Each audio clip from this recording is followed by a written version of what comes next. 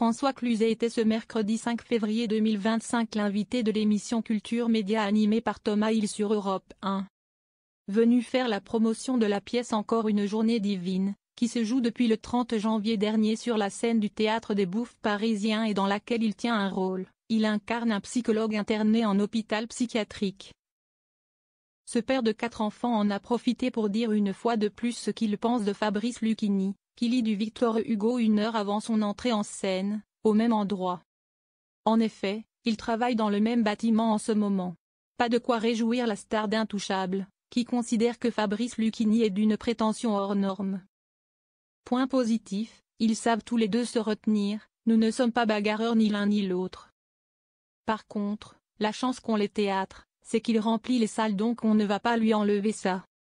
Mais bon, moi, je sais le texte par cœur. Je ne le lis pas, je ne sais pas si c'est mieux mais, a ensuite glissé François Cluzet, avec une pointe d'ironie, avant d'en rajouter une couche, en rajoutant Jean-Marie Bigard dans le lot. Seul, on ne fait rien. Il y a des gens qui pensent le contraire. Moi, je vais partir en m'envolant et eux vont partir en étant terrassés, à mon avis.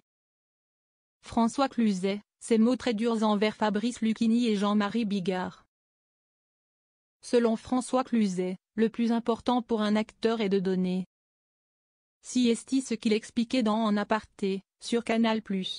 Or, il estime que certaines personnes du métier, dont Fabrice Lucchini, à qui il a donné la réplique en 2008 dans Paris de Cédric Klapisch, et Jean-Marie Bigard, sont loin d'avoir ce sens de la générosité et du partage.